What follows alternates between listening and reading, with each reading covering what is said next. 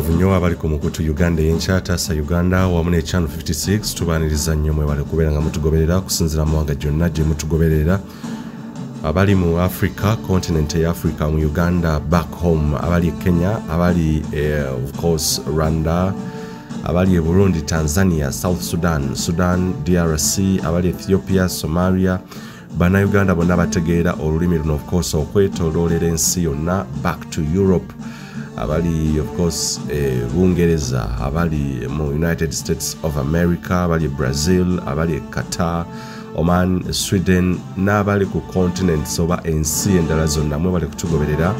Nze muzukulu wa Gabunga Moses Wamala, of course tukyagenda maaso okubawa updates nabategeeza nti tugenda kubeera nga tugoberera ensonga n'omusango ogwa Jakana Nadduli state gwe yamuwabira oba gwe yamuggulako gye buvuddeko nnaku z'omwezi olwokutaano lwali lwakutaano nnaku z'omwezi zaali 9. Yes, zaali 9 nnaku z'omwezi Friday September mwaka 2022. Jjukira Jakana Nadduli yawambibwa okuva mu maka ge nnaku z'omwezi nga 5 lwali lunaku lwa ggulo olw'ebbalaza nga 5 nnaku z'omwezi ezo omwezi gwa September mwaka 2022 bwe yali yakatuuka ewakaawe n'awambibwa.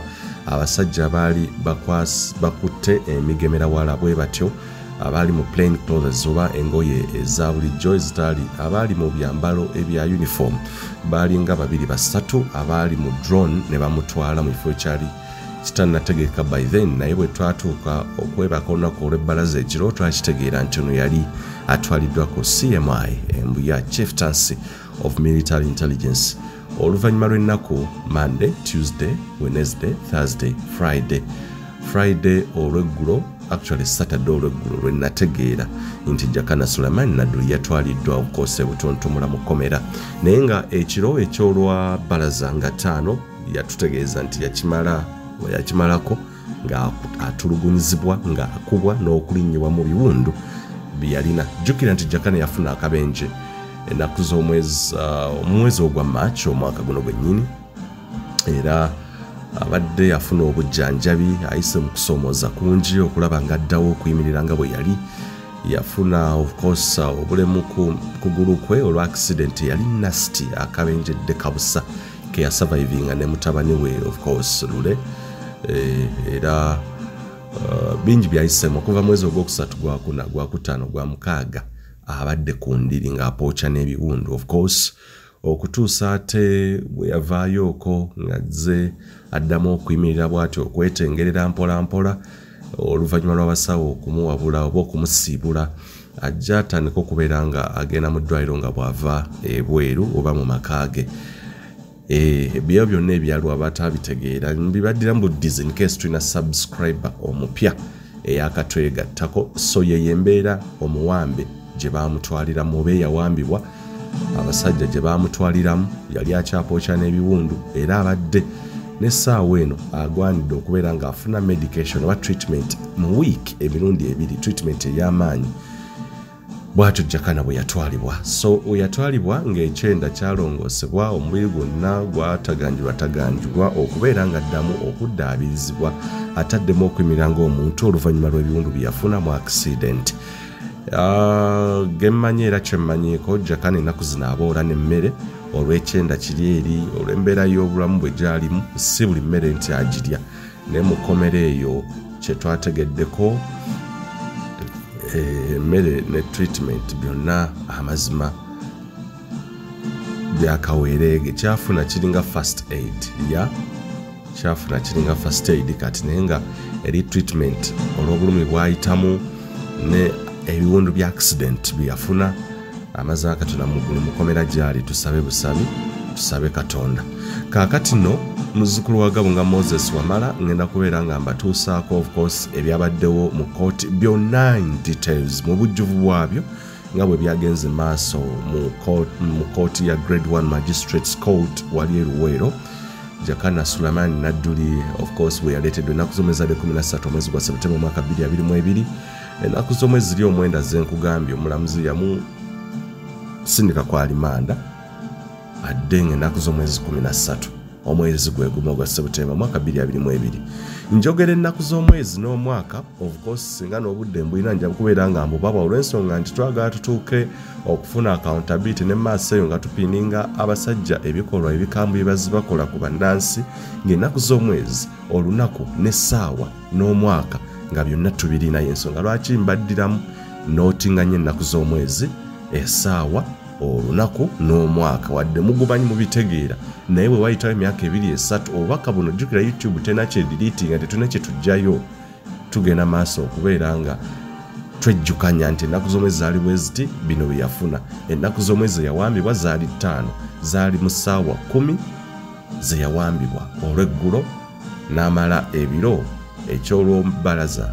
ekyolw'okubiri lwakusatu lwakuna ng'agamba era yatutegeeza mukyala we nti yali ali ku miggo kakati byogenda okulaba ebifaananyi bye byabadde buterevu mu kooti nga bwe byagenze mu maaso mu lulimi olungereza kye tuyita court proceedings ya ebyabadde mu kooti byonna Jakana Nadduli ng'aleetebwa naye ekikulu kye mbamanya Jakana kati tasobola kwetengerera tasobola na kutambula mu luzungu kye twandise he can barely walk he can barely actually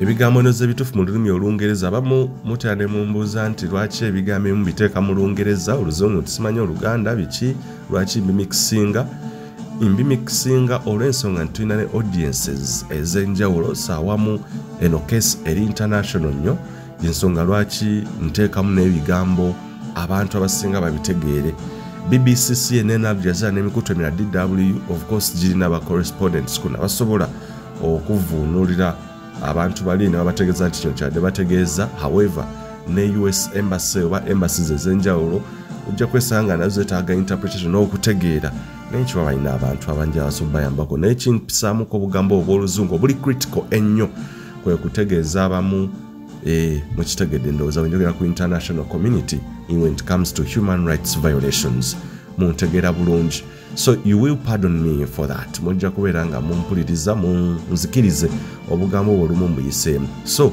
mbadde mbagamba nti Jakana Nadduli takikyasobola kwetengerera bwe baamukwatira yali asobola okwewanirira n'emiggo 2 gye yafuna okuva mu ddwaliro oluvannyuma lw'okufuna akabenje amagulu oba okugulu okumu nekukosebwa bubi nnyo saga akozesa kigambo kya mulema naye ali disabled oba tasobola kwetengera bulungi baamuwamba ali ku miggo okumutulugunya n'okumukuba nga bwatutegeeza oba nga bwe yatutegeezezza kwamulese nga takyasobola na kwetengera ku miggo basitula musitule Jakana nkiddamu Jakana Nadduli gwe baatwala nga yeetengera testi n'emiggo atambuza miggo takyasobola gitambuza basitula musitule he's just lifted he can hardly walk he can hardly stand the person who was taken on crutches as we speak he alleges he was tortured he was brutally kidnapped he was beaten to pulp as we speak the security agencies that kidnapped Jakana Nadduli in plain clothes and whisked away in a drone can hardly walk, can hardly stand. He can't even support himself on crutches, yeah? He was brought in court, lifted by inmates. Yaleeteddwa mu kooti nga basibe banne be bamuwaniridde be bamusitudde sena kumuwanirira babadde basitudde musitule Jakana Nadduli yasituddwa Busitulwa ng'emiggo weegiri naye nga tasobola kutambula yoyo kati yembeera gy'ali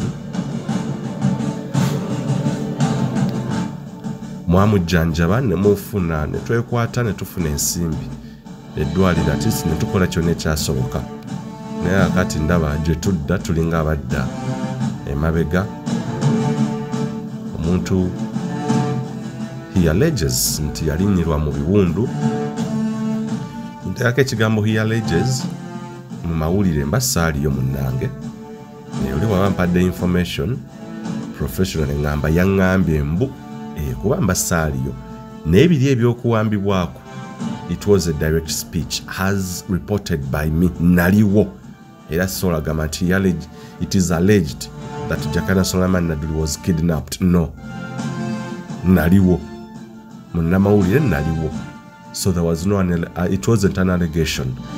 Nebino byemba siriyo nga sikwesiza maaso gange nteekako allegation ge mawulire ago.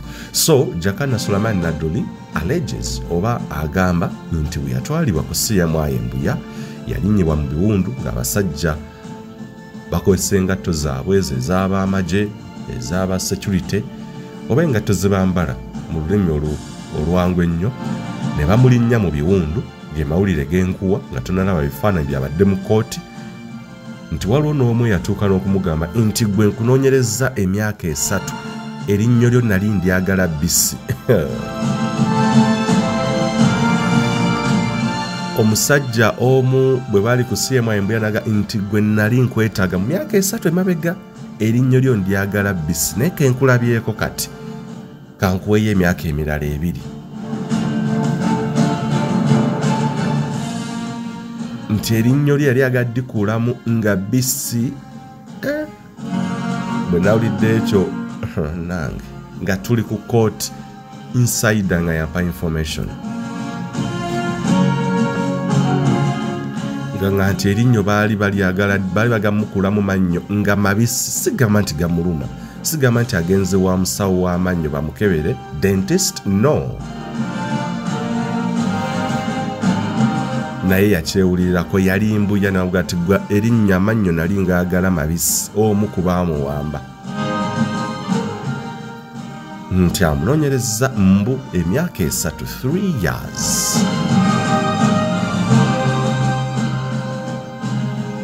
Ebirala bye nafunye of course mu kuwayamuuko n'ekigatto wange oba ensole yange yo ku kisenge ngenda kubeera nga mbikuwa kati olwayo katusooke tulabe byabadde mu kooti. Ebirala abasatu abali mu fayiro ya Jakana Nadduli abasajja be bayita ba above abali mu fayiro eno mu mboozi eddako ngenda kusiba sinakusiba okutya kubaawo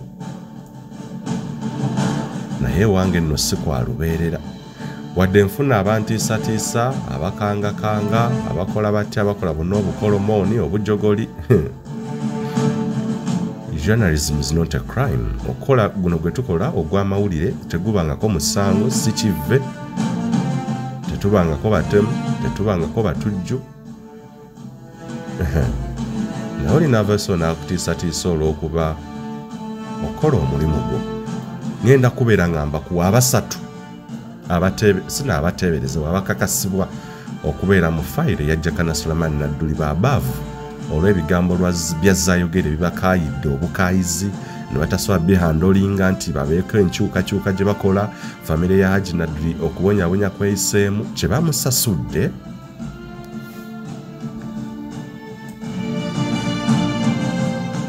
Bwe kubeera nga mutabani watulugunyizibwa atomerwa nga allegations Jakana ze yatuwa nti yateebereza abali mu gavumenti be bakola ebikolwa ebyo byennyini. Bingi bye twabadde twogeddeko mu kooti oba mu kooti awo Yesu we twabadde ngenda kuwa n'emboozi ey'akafubo gye nabaddemu ne Jakana off air, eye to eye, face to face, nga banzikiriza njogereko naye bye twayogedde mu ddakiika 5 ze twamaze mu programu eddako mbirina bye yantegeezezza ne musooke muwulirize. Take listen. Nja kubasaba audio ono abatamanyi kooti ngeri gye zitambulamu ezisinga omulamuzi takkiriza mukwata ku kamera oba tebakkiriza kuba kusaba kwabwe si kulagira. Bw'oba munnamawulire omulamuzi n'abantu abamu tolina bakwata ku kamera. Kooti ng'eno kye kiragiro oba okusaba okwatuweereddwa era twakutte Jakana Nadduli ne sawundi ono gwe mulyamu nsaba muwulirize nnyo. Bw'oba osobola leero yongeza essimu gimale eyo, kompyuta gimale eyo, TV gimale eyo owulirize state prosecutor bwe yabadde ayogera oba omuwabi wa gavumenti aba muwabi wa gavumenti muleza wa gavumenti aba muwabi ko muleza wa gavumenti abatone geno kati akiikirira state mu court yes byabadde ayogera ne lawyer byabadde ayogera nsaba lero mwongezeeko olw'ensonga nti ebimutwadde tubba bibbe audio omu ng'akoga ekifaananyi tu nga sound yali conboard ya so tagenda beera loud ng'oli bulijjo gwe muwulira omuzinda gwabadde wala nnyo twali tulina kubeera nga tukwekana mu kweke okubeera nga tufuna sound naye ng'ebifaananyi byo baabitukkiriza mu kooti ebikwata naye ng'omuzinda bwe tulina okuteeka wo tebaatukkirizzaawo naye ne tukozesa obukugu nga bannamawulire okubeera nga emabega eno ku kamera sound tusaako so ngezezaako mwongeza ye request gye mbasabye gye mbawadde mwongeza buli kimu at least leero kasita olaba nga tuusa mu kooti twatandisa okwogera yongeza ku simu yo yongeza tablet yongeza ipad yongeza buli device kowuliriza okusobola okugoberera buli kimu ekyadde kigenda mu maaso sijja balwisaayo kamba we Jakana Nadduli in court ku musango ogw'oku promoting a secretarianism oba okusosola oba okwawulayawula mu mawanga ogwamwawabirwa state nze muzukulu wa Moses Wamala oba kabugabane buweereza abalala ate era naawe alina obuyambi okulaba mu mbeera Jakana gy'alimu kati asitula Busitulwa tusobola okukwatagana ku nnamba ezo ne tulaba engeri gye tusobola okubeera nga turaisingamu ate tukomyawo Jakana nate okumuyamba mukwatirako ne family kuba musajja wa family kati ali mu kkomera fiiza abasajja bagenda nazo batange so kwe kusaba kwange alina kyalina obusobozi tusobola okwekwata akatono kenga ne tumuyamba muzukulu wa kijje nze muzukulu wa Moses Wamala tukwatagana ate mu programu eddako with full details ebirala ebyabadde mu kooti ebitabadde ku kamera ebitalikodingiddwa naye nga mbirina mu bwongo mbirina mu mutwe nja bibawa paka Jakana wanaafuna justice oba tukola video lunaku ebirala tusooke tubiyimirize tujja kuba tukikola video ze twakakola simanyi muwendo gwazo Jakana nga yakakwatibwa naye byonna tujja kuyigiriza okukola ekyo ekisoboka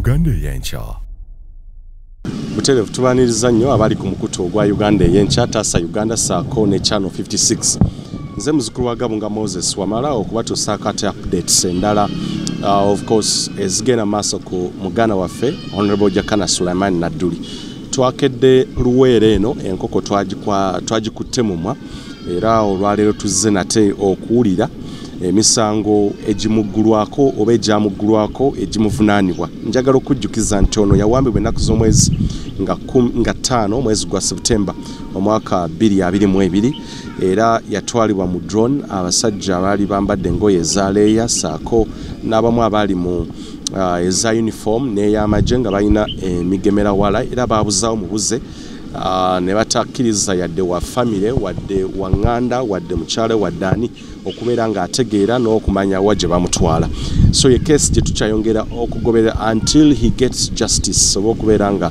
avudde mu kkomera so olwaleero lwe tukedde tuzze waneeno ku magistrates court oba grade 1 magistrates court wano eruweero tugenda okubeera nga tugoberera case eno emisango egyatutegeezeddwa okusinziira ku mwogezi wa police Fred Enanga yatutegeeza nti Jakana Nadduli yaggulwako emisango olunaku olwokutaano juke yaleetebwa mu court eno yennyini gye twogerako magistrate court grade 1 eruweero olunaku lwali lwa Friday naye tewaali wadde lawyer we oba counsel tewali munnamateeka we tewaali wa family yaleetebwa buleetebwa era okusinza ku Fred Enanga yatukakasiza nti Jakana Nadduli emisango egy'okusosola oba okwawulayawula mu mawanga nti yagikkiriza era n'apleadinga guilty nti ddala kituufu emisango egyo yagizza nga bwe gyamusomerwa yadde nga tewaali munnamateeka. Nate olwaleero lwe tuzze tugoberere tulabe kiki ekigenda mu maaso.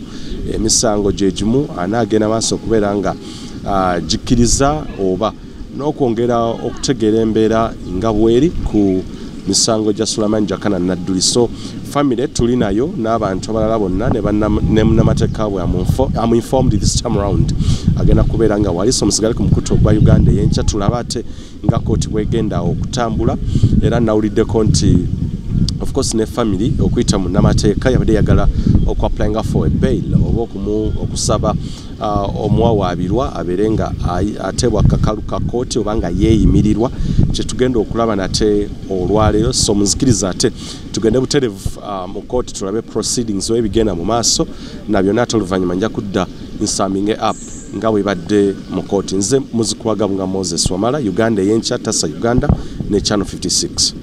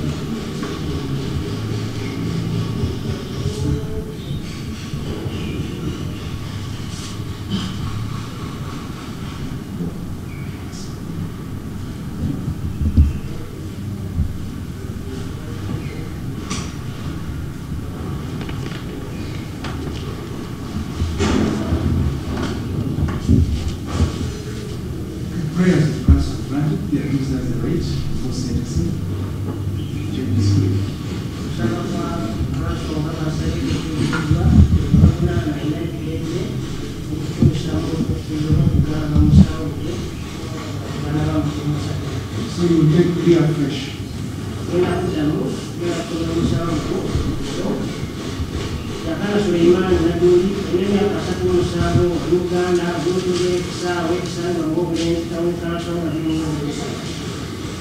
obuvunaanyizibwa omusango gwawulayawula mu bantu nga kigambibwa nti Jakana Nadduli nga 5 ogw'okukola ku Mbeera y'omugumu eweero mu tawuni walanga omukusu gwa YouTube era nga wateekako n'akatambi akalimu obubaka bwali buleeta obukyayi mu bantu nga bwali buvumirira Abanyarwanda abogasi n'Abanyankole abali mu Uganda ababatumire ba Uganda. Is that correct?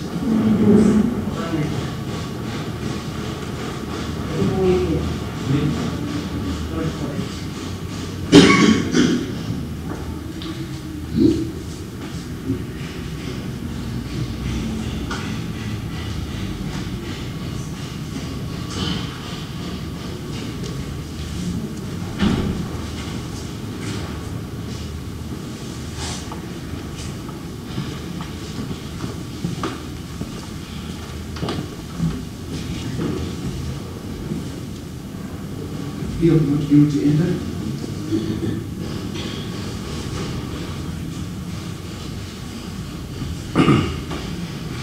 We don't have to push to inform court that the police investigation still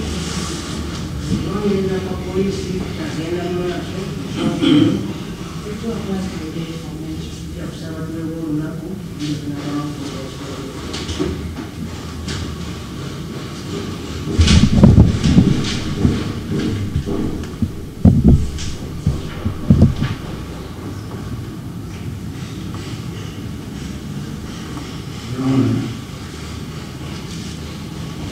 I have the instruction from the accused to apply for bail.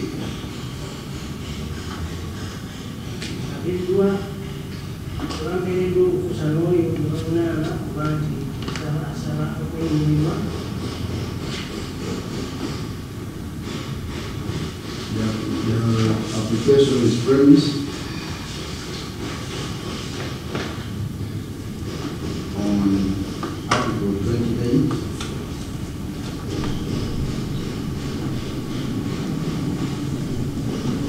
of the Constitution of the Republic of Uganda,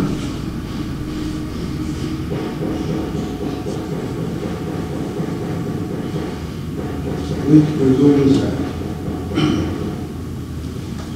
the accused person is still innocent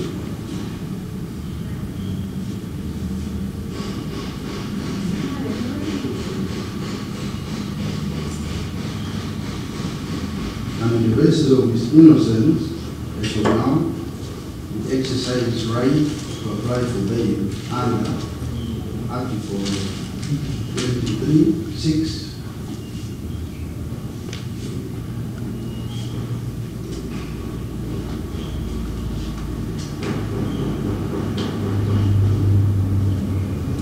of the 1995 Constitution.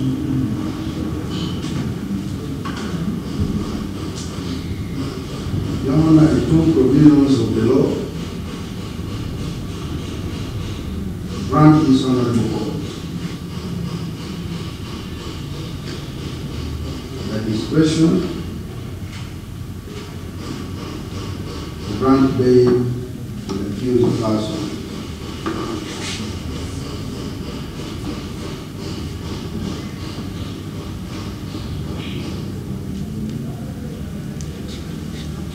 Father, Your Honor, Section 75 of the Magistrates Court Act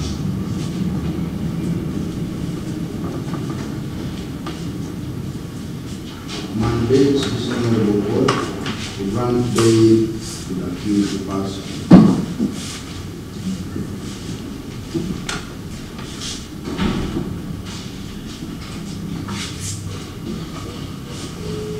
Section 77 of the Magistrates Court Act provides for the considerations of bail in this honorable court.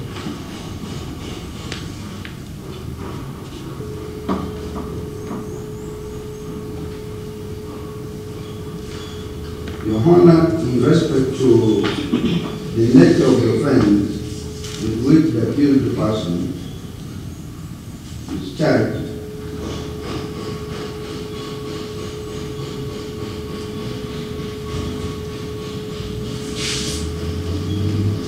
the charge sheet which is before this honorable court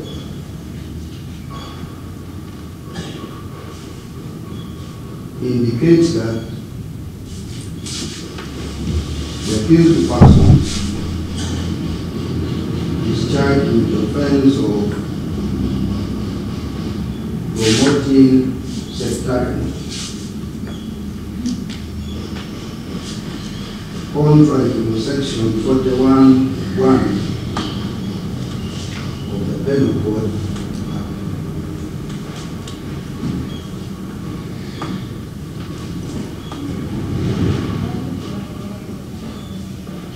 Your Honor, that offense is bailable by this honorable court.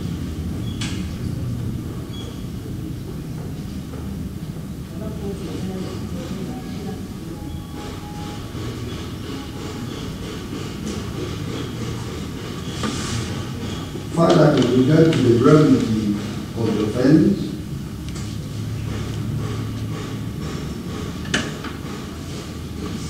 it is an offense of a very light nature.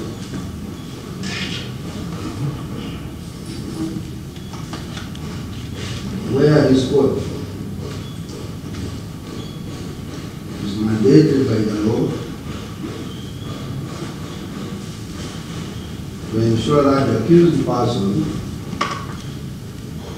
is granted bail so that he attends trial while coming from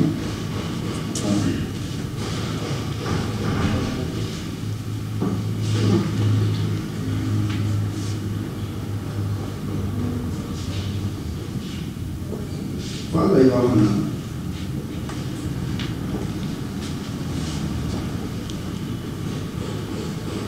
on the antecedent of the accused person,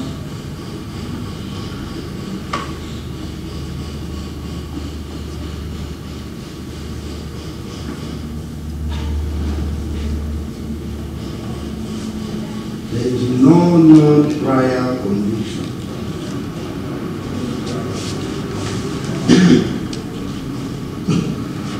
The accused person in respect of any offense in this country.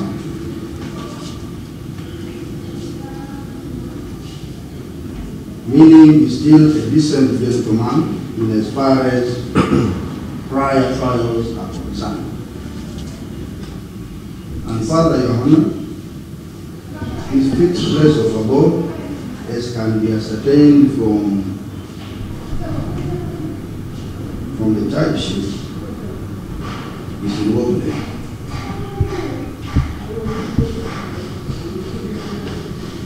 Within the jurisdiction of this honorable court.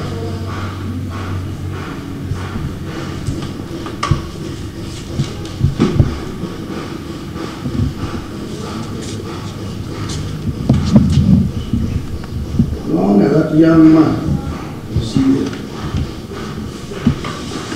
in the shape in which he is, does not have capacity at all to interfere with investigation when released from bail. The state will still be able to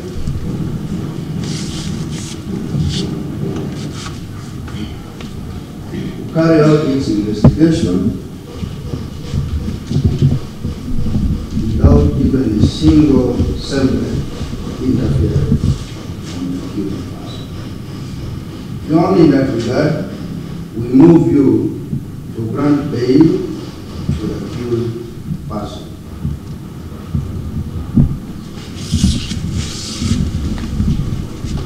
Your Honor, whereas Section 75 mandates you to grant bail with or without sureties, we are presenting to you two sureties.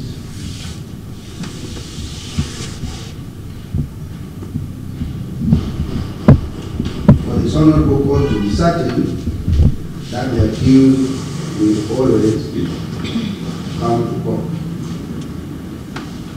Your Honor, the first facility I'm presenting is Comet Yusuf Mbeera. His telephone number is 0704 89 73 76. Is an uncle of the accused person.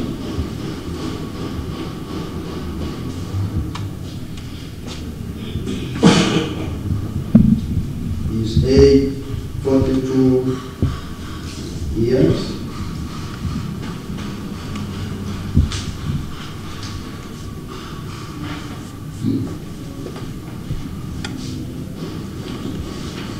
And he is a businessman within Woking.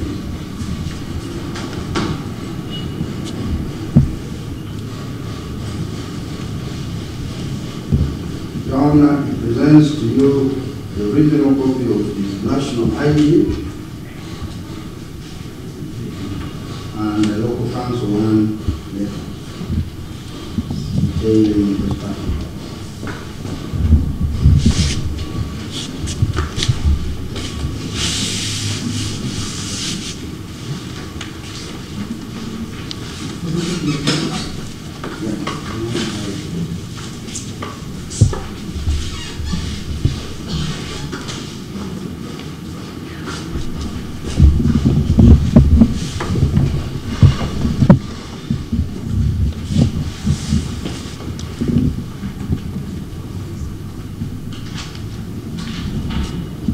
Your Honor, it is my humble prayer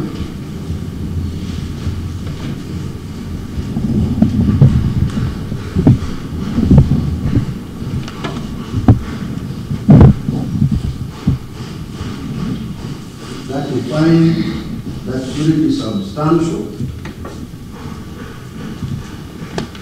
and grant bail accused.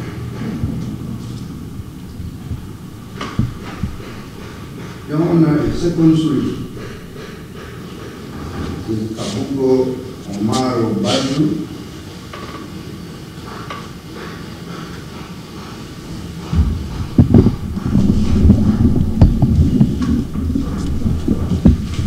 He is a brother.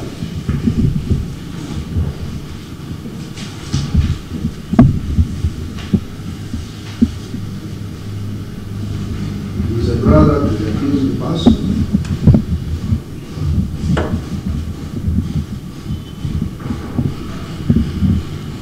His age 36 years. And he's a businessman within Mbeera, within Mbeera, in Lagos.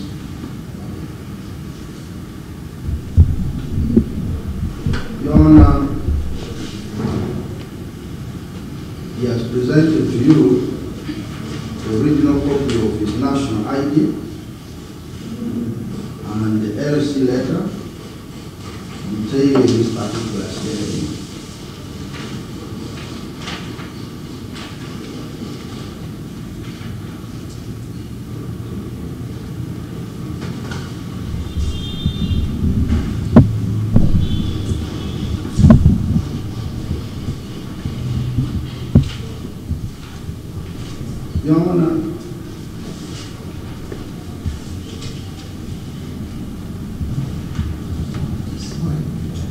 Your Honor, it is therefore my humble prayer that you exercise your discretion with lenience. This is the telephone number 0704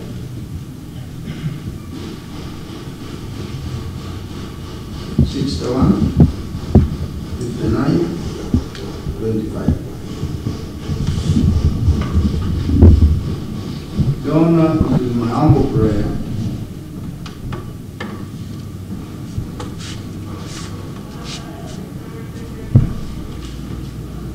that looking at the condition in which the accused is, where that is sick and is being lifted,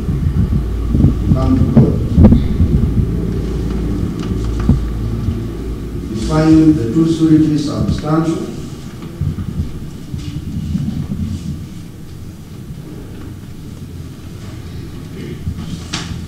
and grant bail to the accused person on lenient terms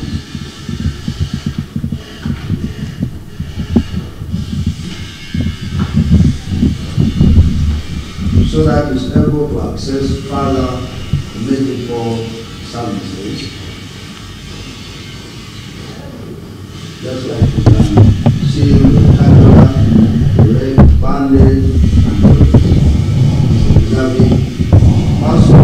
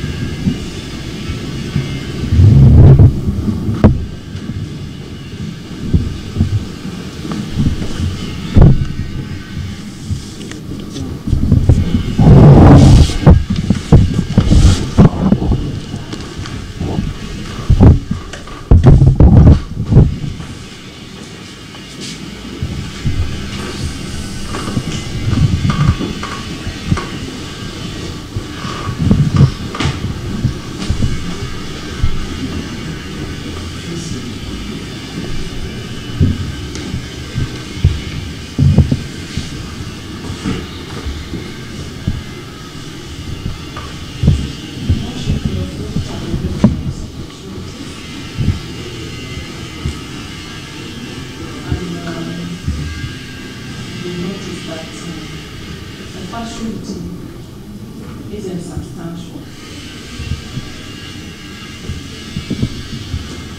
We have not seen an introduction letter of this place over there.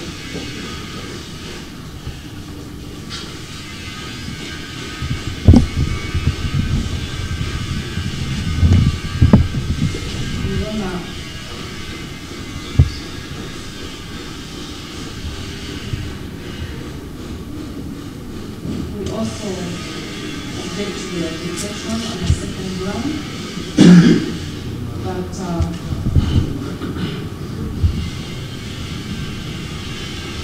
owing to the fact that the police inquiry is still continuing, the accused person, when granted bail, there will be a likelihood of him interfering with the police investigations.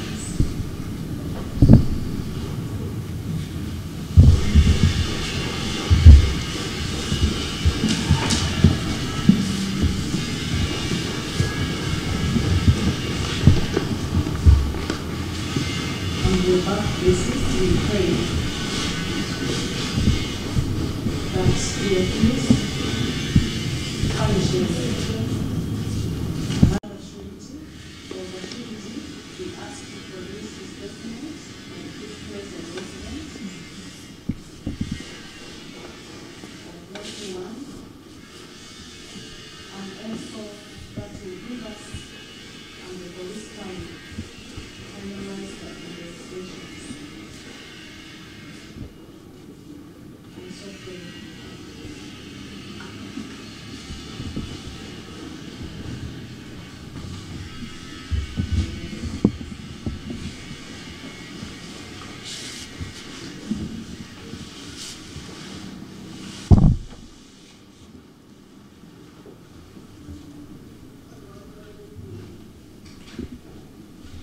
Your Honor, in regard to the first surety,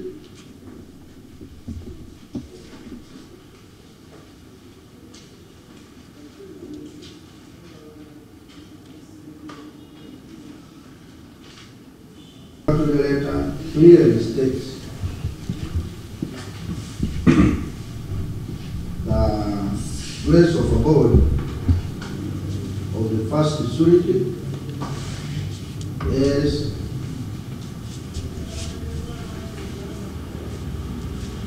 the Sawe Zone LC1,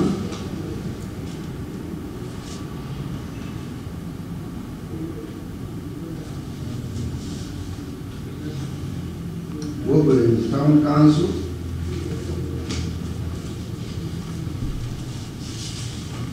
Woburn East, in Mbeera.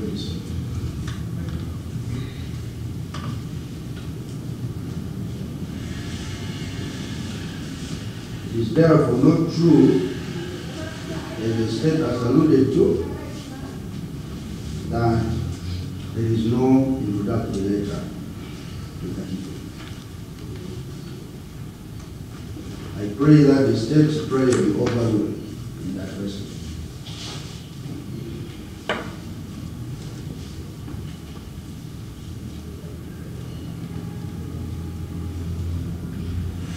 Your Honor, in rejoinder to ground 2 of the objection,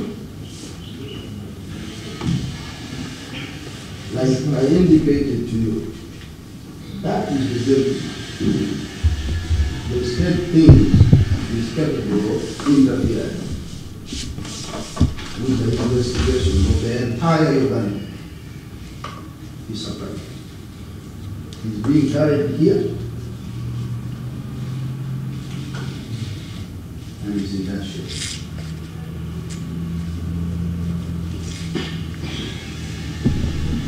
Your Honor, it is therefore not in order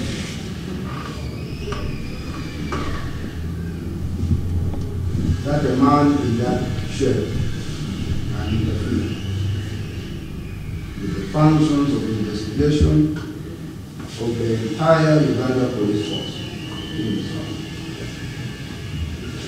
With all the sisters security support, they can always see.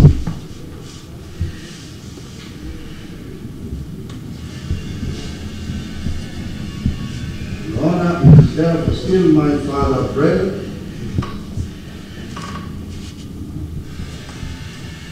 that to overrule a state's fear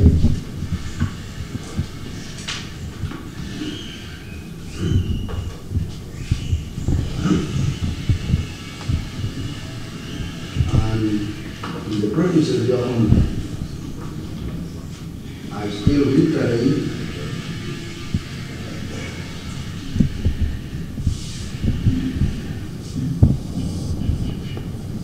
earlier prayer that you be pleased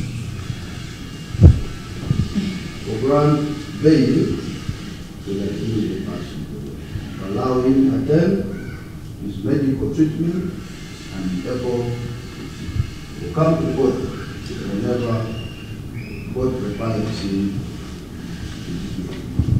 I support.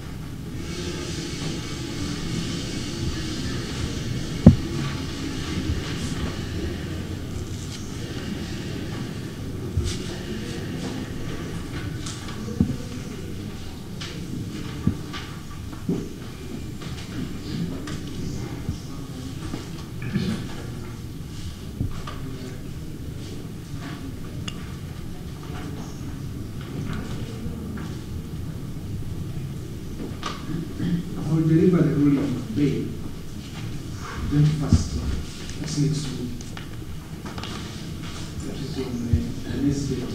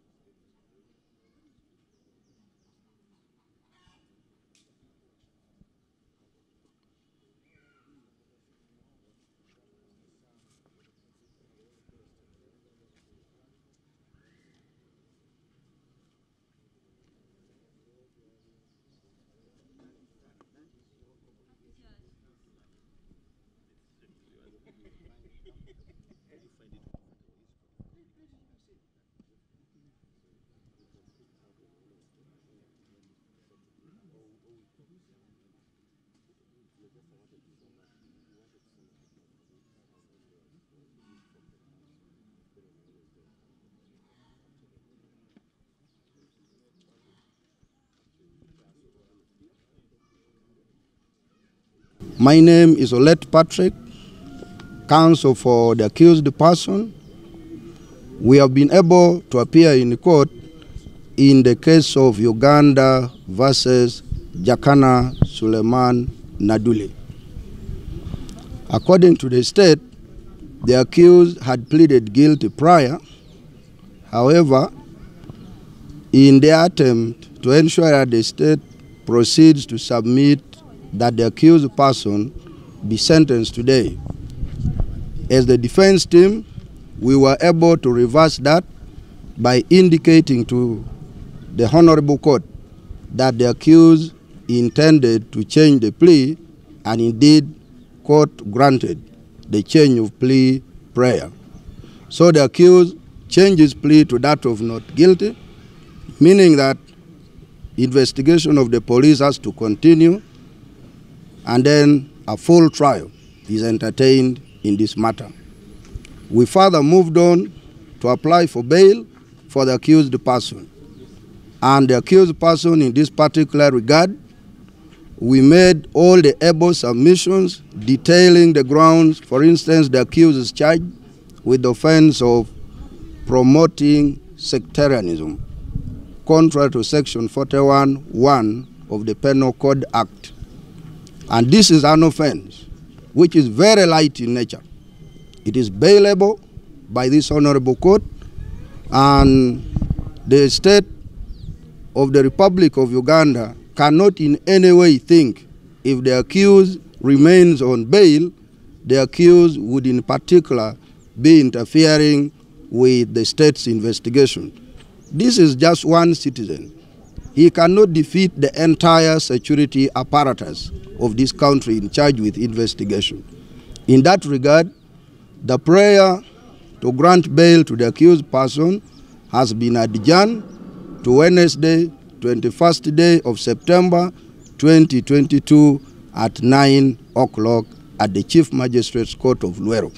And we intend to appear on that day and have the bail ruling delivered in open court. That is my submission for now. You talked about medical, that he cannot interface. Please explain to the listener his medical condition. The accused person as of now, first of all, he has ever suffered accident, and arising from that accident, he encountered some deformities on the body to the extent that he is incapable of walking freely.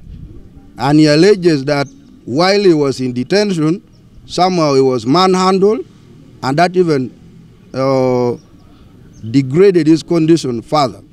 In that regard, he has to attend medical treatment from out for purposes of ensuring that even when the state wants him for whatever offense he has been charged with, the state should find him in good order for him to stand trial, and where possible, we hear the final verdict of court at the appropriate time. I think let's say council. What caused you accused to change the plan? Actually, did you also appear in court on Friday, or you were not aware? Because it came in the evening, even the media was not aware. On the first day the accused appeared in court, he was not represented. Now, like all the accused persons, once you are apprehended by the police, put in police custody, and then delivered in court on a particular day, sometimes the only thing you want is a favor.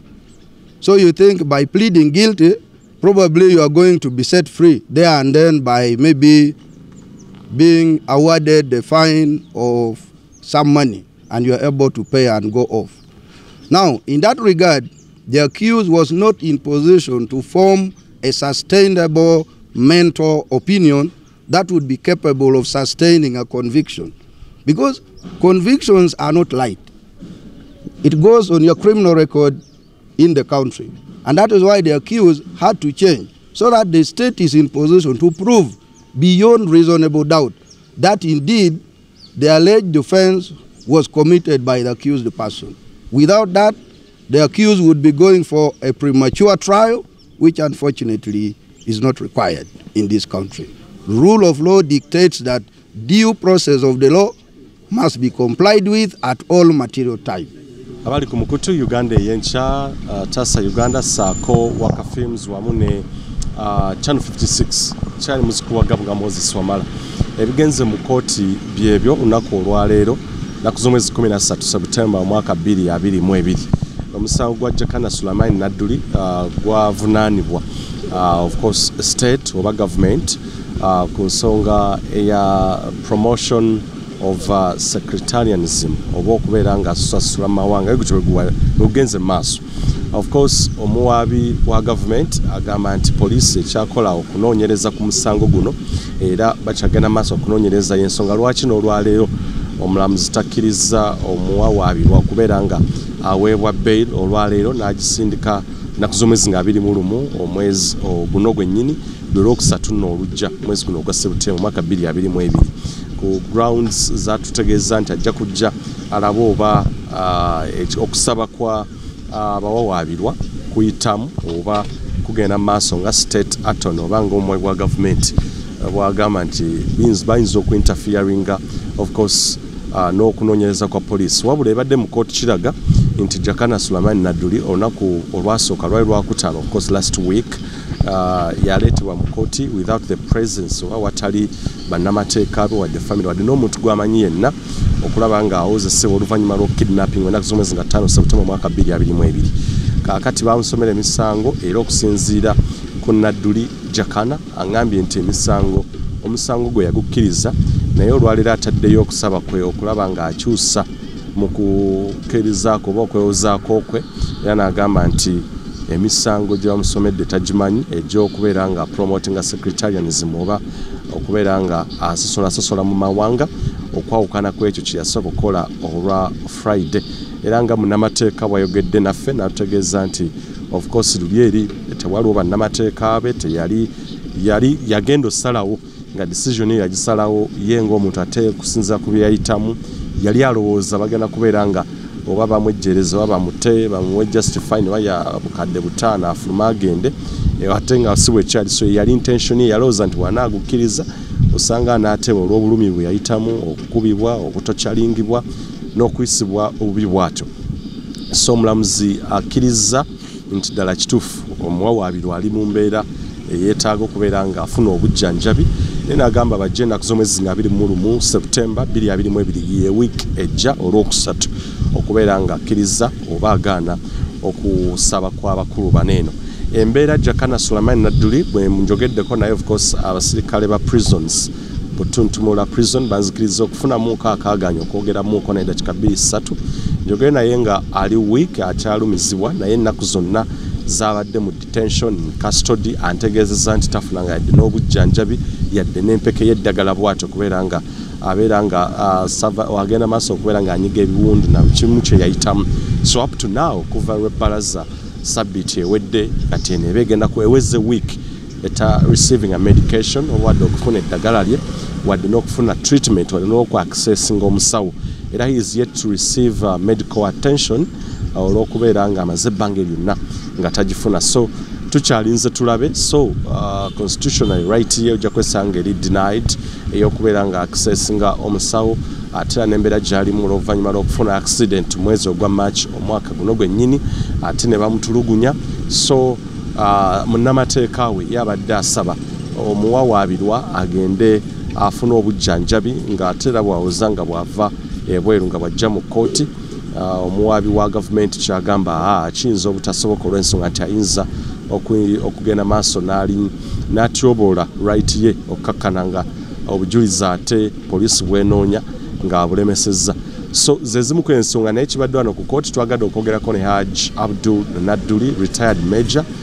Tukakasiza nti olwayo talina kyajja kwogera okuleka olwokusatu ng'omulamuzi awadde ensala ye oba Jakana abeera nga yeeyimirirwa oba nedda lwajja okubeera nga ayogerako eri bannamawulire. Ebirala bye tufunye mu sources zitali zimu ani ali ku file n'ebirala noze ebyo mubirinde ne comprehensive report gye tugenda okubeera nga tubawa n'ebirala bye tulabye waneeno.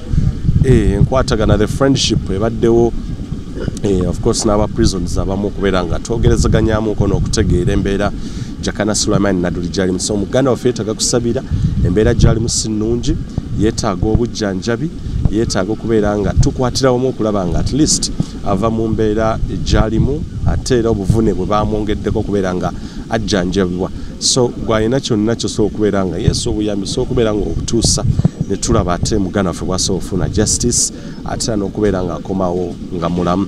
So for today tujja kubeera nga tukoma wano, ebirala byonna tujja kubeera nga twongera obbibawa updates ezikwatagana ku Honorable Jakana Nadduli who was kidnapped, tortured okusinziira ku allegations oba ebigambo bye yatuwa naye nga naye kennyini ankakasizza maaso ku maaso nti ddala kituufu he was tortured, yatulugunyizibwa n'alinnyibwa mu biwundu nti abasajja bamulinnyanga mu biwundu n'okukola kutya naye zonna details ngenda kubeera nga nzibawa later on ezisinga ebadde byetwogere. So mbadde nsaminga up ebadde mu kkooti nga bimulabye ate tujja kuddamu okukwatagana olunaku olulala aye Katonda kuma maaso moogi.